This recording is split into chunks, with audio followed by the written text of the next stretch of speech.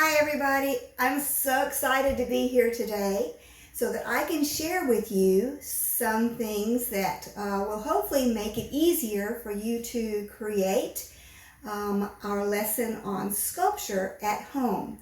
You know, with the coronavirus and being at home learning is a little bit more difficult and challenging. So this particular project lesson that we're going to learn uses limited materials, that's good, and hopefully recycled materials and things that you have laying around the house. So it should be fairly easy for you to work with.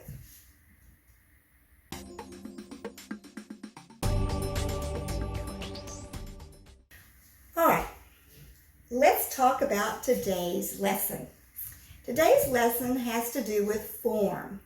And form is basically three-dimensional sculpture that has length and width and depth, height. So it's sculpture that you can walk all the way around. Okay, the form that we're going to be working with anyway. You can work all the way around it. It's called sculpture in the round. So in order to create this sculpture, here are some things you're going to need to know. First, when we create this sculpture, you and the viewer needs to be able to walk all the way around it. And the positive shapes of the sculpture have a really cool, unique, interesting conversation with the negative space around it. All right, what does that mean?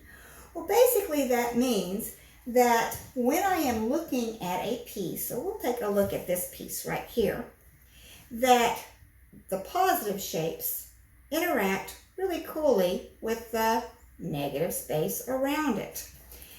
If I have an area on here that might be a little bit more flat, maybe not quite as interesting, that's where I might want to add a little bit more. Like for this piece here, it's a little bit narrow. I might actually end up adding a piece that would add a little more interest right in here. Okay, so that is form and kind of gives you an example of what we might be working with today.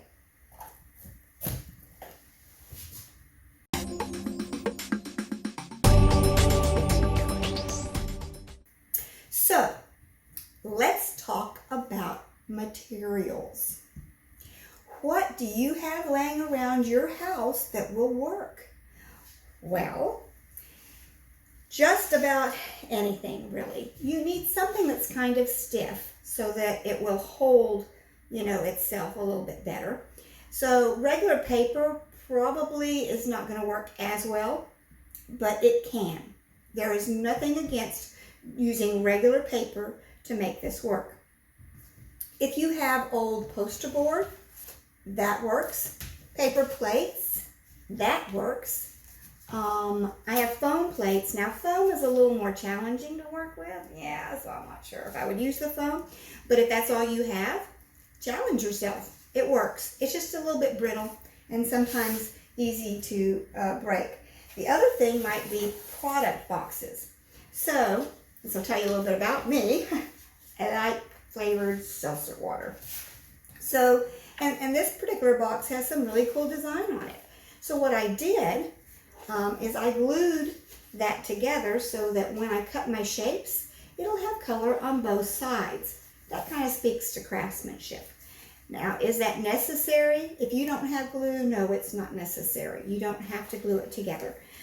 But it just gives you another option, all right? You also need a pair of scissors. Is that totally necessary? Well, you could tear depending on what you chose. So if the material that you have is, let's say, sturdy enough to put together but thin enough that you can tear, that will work. Scissors would be most helpful though. So, scissors and some kind of stiff paper, cardboard, and you are good to go.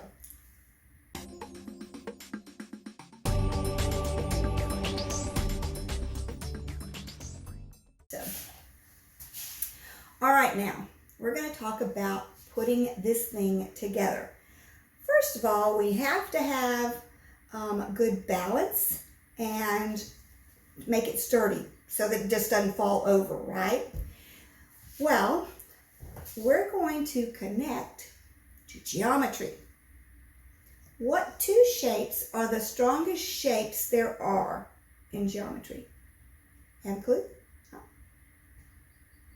If you guessed a circle and a triangle, you are correct. You go to the head of the class. Okay, so with the circle, you know, I can put weight on this and it's going to hold a lot of weight, believe it or not. And it's really sturdy. So, you know, old empty toilet tissue, roll tubes, paper towel tubes, wonderful things to start working with. So that might be the beginning of your base, a possibility. And then the next one is the triangle. So you know how you go to a restaurant and you're sitting at that table and it's all wobbly? That's because that table is sitting on 4 spots of connection. And one of those spots is not making connection with the floor. With a triangle, no matter what, you will always have 3 connections to your ground, right? So you can start with a regular triangle here. That's fine. Or you can just start with shapes, and like this one, it rests on 3 points. So it has no beginning base. Just kind of put it together, and it rests on those 3 points. Yay. So now, we're going to talk about how to put it together. Remember, we're not using any glue. That's really cool, right? So let's talk about this circle real quick. To make this circular piece,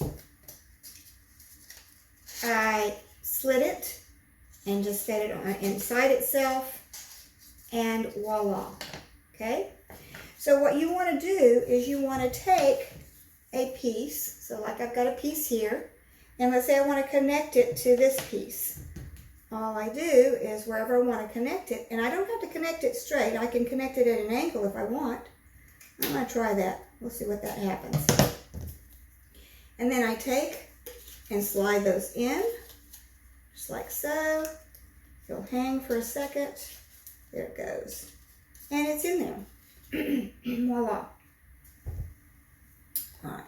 So you can also use tabs. They're a little bit more difficult to work with, but let's say that I want that there to connect.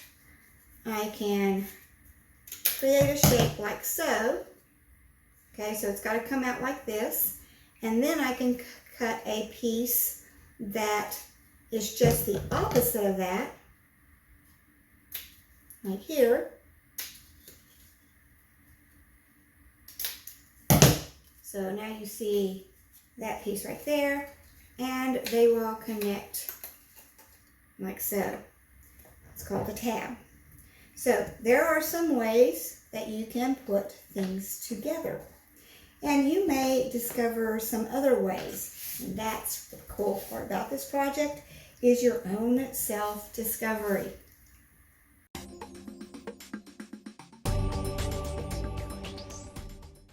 So now that you have started creating, let's talk about what makes a sculpture intriguing. What makes it so that you, as the viewer, want to keep looking at it? There's something about it that just speaks to you, right? Well, we talked a little bit about that conversation. That's your first key. But there are some other things that you can do that will make this a very neat, cool project for you. One is called tension. So, if you can create tension in your sculpture, that's going to be something that will keep people looking at it. And what happens with tension? So here's my 2 hands, and they're apart. But as they come closer and closer and closer together, they reach a point where they don't quite touch, but they're so close to touching that you as the viewer want them to touch. It's creating tension, right? So, for instance, this little piece right here that I have created. I've got tension right in here because that's barely touching. And there's some other areas where there's some tension. Okay, there's some tension right here, right? The other thing that makes a sculpture really exciting is the surprise factor. All right, so surprise. So let's take a look at this one again. So this one right here, you know, you're walking all around it and all of a sudden the little bird shows up. And he's different than the rest of the sculpture. He's unique. And so he adds a little bit of an element of surprise because you weren't expecting him to show up. Okay? That just happens to be an earring. I lost one, and so I added the mate there. I think that it adds a little coolness to that sculpture. Shadows can create that surprise factor too, because as I rotate and turn that around and the light hits it from different angles, the shadows create new and interesting shapes. So if you can create a sculpture that will give you those shadows, that will also be very cool. Okay. Texture. So I love this. This is so cool. I can take the cardboard, if you have just regular cardboard, and you can peel off that top layer, right? And the cool thing about that is that it also creates a very bendable, moldable type of thing that I could kind of work with and play with and add to. And there's the beginning of a sculpture right there. Very cool, right?